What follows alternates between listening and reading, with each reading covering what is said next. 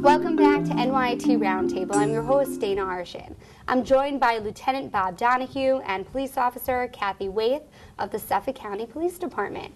Welcome to the show. So we have been discussing a civil service exam for police candidates to take to become officers. So let's talk about, Lieutenant, how you recruit these officers. We have 3 full-time recruiting officers that work in addition to the recruitment period of generally a year and a half before the exam is when we go into high gear recruiting people. We recruit continuously, even during the times there is not an exam. And Kathy Waithe is our senior recruiter, and Kathy is responsible for attending various functions and schools. And maybe Kathy would talk a little bit about what and where she goes. Basically what we do, each day is different. Sometimes we go to the career fairs, the college fairs, we go into the high schools. We start pretty young, just planting that seed that policing, becoming a police officer is a viable career choice.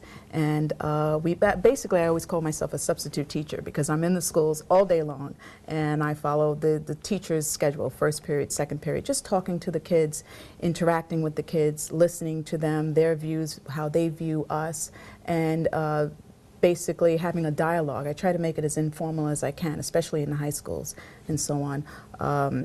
Removing that fear or reservation they might have towards us.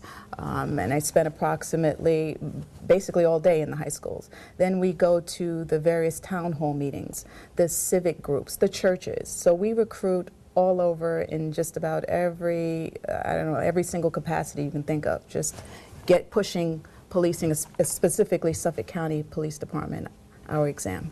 Right. So you said earlier that to apply for this exam you need to be between the ages of 18 and 34. 19 and 34. Mm-hmm. So do you go to these high schools, do you prefer to get candidates as young as they could be, or does it not matter? Basically what we try to do, we gear it to juniors and seniors. So usually they're between the ages of 17, 18-year-old, they're preparing to go on to college. Usually at that age now they're trying to figure out, okay, what do I do with the rest of my life?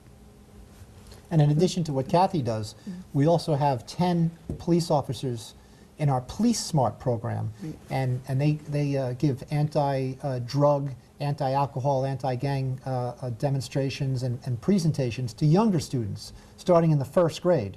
And these officers also recruit kids at a much younger age, just to have them think about a career in public service and consider whether they would want to be a police officer or not. So we do recruit year-round to many, many different groups and many different age categories. If not for this next coming test to make sure they're age eligible, perhaps for the test in 2015 or the 2019 test. I call it just planting that seed. Mm-hmm. Right.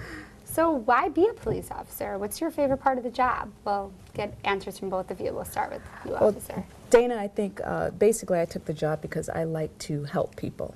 And I can't imagine not being able to do that. It's a very rewarding feeling. And then in addition to that, just the various aspects in terms of normally, let's say a regular 9-to-5 job, you know what you're going to do at 10 o'clock, 11 o'clock, and so on. When I put on the uniform, I'm not certain how my day is going to be. You can find a missing child and comfort a mother or a parent that way, a runaway child, maybe help someone give birth, arrest someone. So each day for me is different, and I like that a lot. So there's something exciting about waking up and just having no idea what to expect. Yeah, it's sort of kind of like okay, kind of like reporting. Right, you right. never know And who you're going to talk to, who you're going to meet, what you're going to learn. Exactly. What about you, Lieutenant? Well, it's just like what Kathy said, exactly. And also just the fact that what other career is there where you can help someone? You can change someone's life. Yes. We deal with juveniles constantly. Yes. And in this day and age, to be able to reach out to someone that may be setting off course and getting involved in gangs and drugs and alcohol, that perhaps we could kind of help them at a young age and steer them in the right direction.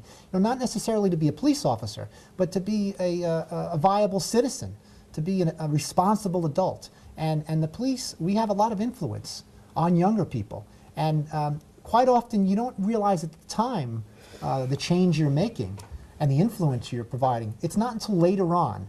Could it be 10 years or 15 years later that someone will come up to you and say, hey, you know, that PAL program you ran, that really helped me. That put me in the right direction. Or just taking time out and providing information and showing that somebody cares makes a difference. And again, there's not many professions besides teaching and perhaps police work that can do that. Thank you both so much for being here today. So if you want to be a police officer and you want to apply, join scpd.com to take the exam. For NYIT Roundtable, I'm Dana Arshin.